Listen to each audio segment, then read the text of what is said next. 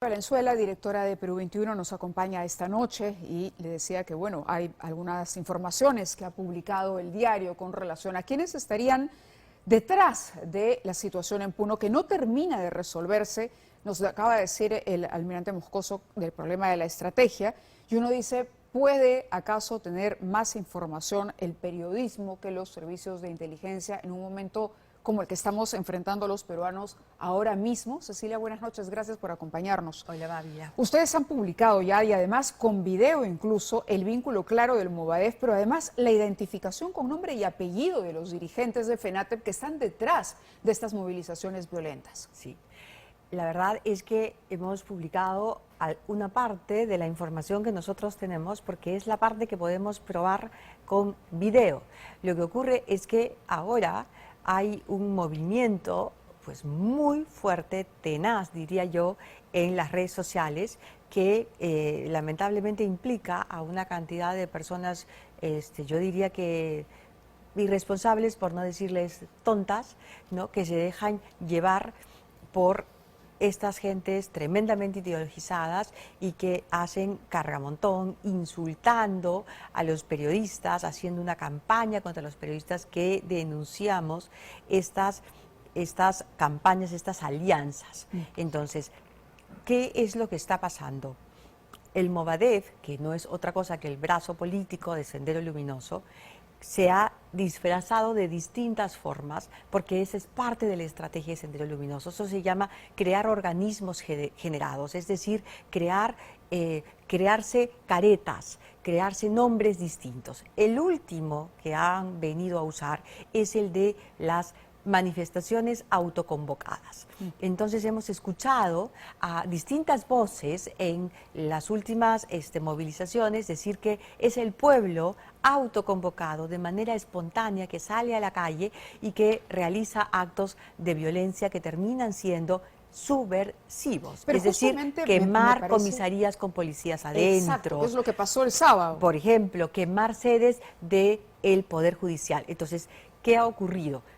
Nosotros, como unidad de investigación, nos hemos fijado el deber de poder establecer que estos no son actos espontáneos ni autoconvocados, que hay gentes organizadas, políticamente organizadas han detrás. hecho pública una conversación del coordinador de Movadef en Bolivia, Alex Chamán, con César Tito Rojas, dirigente de la FENATEP, por ejemplo. Exacto, sí. Esta es una investigación de Juan Carlos Chamorro, que es un periodista de Perú 21 que ha tenido acceso a este es un Zoom en el que Chamán, que es un senderista, estamos viendo las imágenes, ¿no? Exactamente, a ver, ahí está. Sí. Él pide reportes.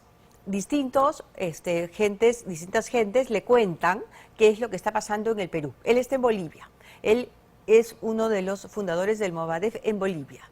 El señor César Tito, que es un dirigente en Puno, la DIRCOTE lo identifica como inscrito en el Movadef desde el año 2010. Él le cuenta una serie de hechos que van a ocurrir. La conversación es antes de que se produzcan los sucesos de enero en la ciudad de Juliaca y lo que ocurrió desgraciadamente, que costó la vida de tantos peruanos en esa ciudad. La DIRCOTE, cuando antes de entrar al aire conversábamos y decías, la DIRCOTE es altamente especializada. Altamente especializada. Pero ¿por qué no hay detenciones de estas personas? Porque no hay una decisión política. Claro, ahí vamos. ¿Y por qué no hay decisión política? Pues aquí hay muchas cosas que esclarecerse. La situación es una situación que se torna inmanejable. Hoy hemos tenido la noticia de 6 soldados muertos, asesinados, conducidos a la muerte por un grupo de estas personas, un grupo que obedecen a estas personas, porque se da uno cuenta con claridad que no todos los puneños están bajo la influencia del Movadef, porque luego ha habido un grupo de comuneros que los han ayudado a salir, a los que han sobrevivido. Han acudido al rescate porque estos soldados son puneños. Por supuesto, los fallecidos son puneños y los que han sobrevivido también. ¿Y por qué crees que el gobierno no puede finalmente establecer diálogo con esa población que no comparte? Porque está amenazada. Esa población está amenazada y la forma como Sendero Luminoso, que se viene a llamar Movadef, que se viene a llamar FENATE, que se viene a llamar CONARE, o ahora fuerzas autoconvocadas, y ha sido siempre utilizar poblaciones vulnerables como carne de cañón, utilizar niños, utilizar personas débiles a las que amenaza y las usa como mascarón, las pone adelante. Y en otros casos amenaza a las personas, a comuneros, a pobladores, y les dice, ustedes hacen lo que nosotros les decimos, o si no, vamos a pegarles, vamos a azotarlos, vamos a acabar con ustedes. Entonces las gentes tienen que obedecerles. Claro. Y eso es algo... Sí, perdóname la interrupción. Hablábamos de Dina Boluarte y tú decías que hace falta la decisión política, y aquí tengo un editorial que ustedes, que tú has escrito y que has publicado, donde le pides a la presidenta que se allane y declare ante la Fiscalía. Finalmente ha decidido que ya no será por Zoom y ella asistirá, que era algo que se le exhortaba a hacer, ¿no? Dina Boluarte está, tú dirías, en un dilema, es decir, es una buena noticia que vaya a la Fiscalía, por supuesto, pero se podría adivinar, digamos, o especular respecto a un dilema de ella para tomar determinadas decisiones ya como presidenta? Mira, primero se le exigía al expresidente Castillo que fuera a la Fiscalía y declarara. Y Castillo hizo el show de ir, pero llegó a la Fiscalía y no habló. Pues la señora presidenta Dina Boluarte tiene que portarse de la misma manera, tiene que ir a la Fiscalía y declarar, porque ella es en este momento la primera ciudadana y tiene que dar el ejemplo. Por eso es que nosotros le hemos pedido, con todo respeto, que se comporte a la altura de su cargo.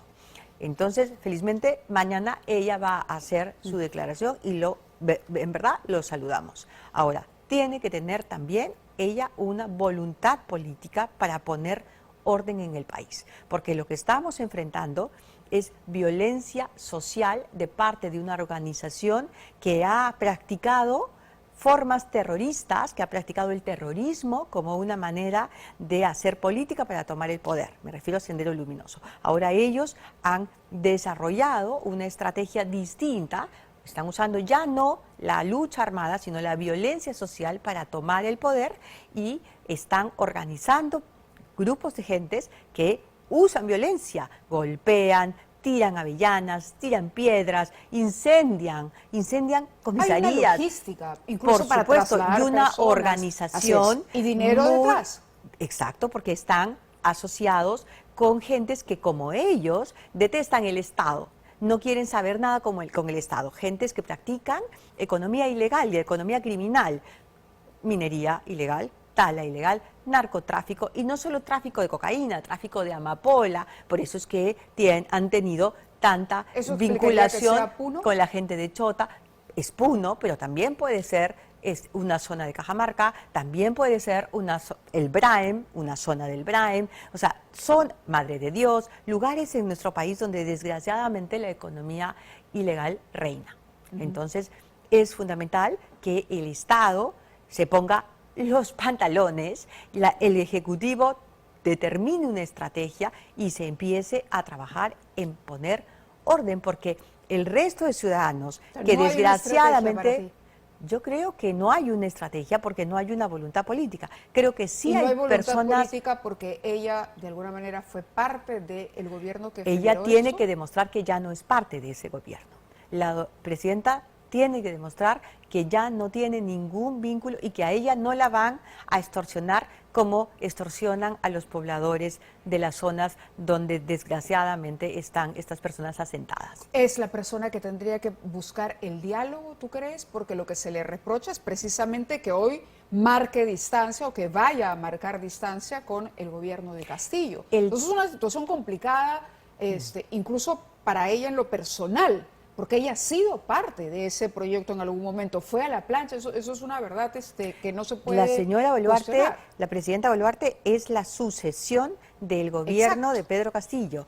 Es decir, nosotros como país no hemos cambiado de gobierno. La señora Boluarte es la vicepresidenta de Pedro Castillo. Ahora bien, ella ha tenido el buen tino de separarse de la corrupción que caracterizó a ese gobierno y de la violencia que caracteriza ese gobierno. Pues bien, entonces al separarse tiene que separarse de hecho y de derecho y tiene que tomar una decisión no solo política, también moral, y tiene que combatir la corrupción y combatir la violencia. Eso es fundamental. De lo contrario, el Estado se va a desbordar. ¿Cómo lo analizas? Hablamos desde el Premier hasta el ministro de Defensa o el ministro del Interior.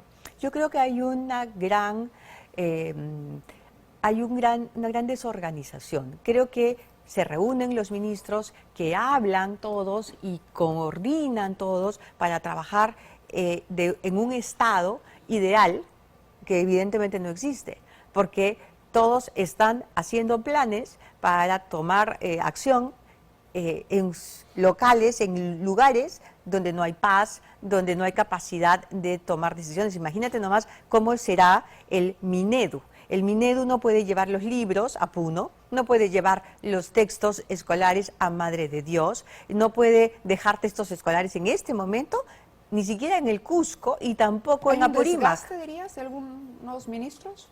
No creo. Yo creo que son ministros que viven en la ficción, porque el Ejecutivo, la parte fundamental del Ejecutivo, que es el Ministerio del Interior y el Ministerio de Defensa y sobre todo la oficina del primer ministro, no está haciendo su trabajo, que es garantizar el orden y la seguridad. Correcto, para que los otros ministros puedan ejecutar y operar. Se le cambia por alguien que sí lo haga. Pero por supuesto. ¿Una renovación de gabinete? Pero no sé si renovación del gabinete. Yo creo que el problema fundamental es la presidenta, porque la que tiene que tomar la decisión de empoderar a los servicios de inteligencia y a las fuerzas de seguridad es ella.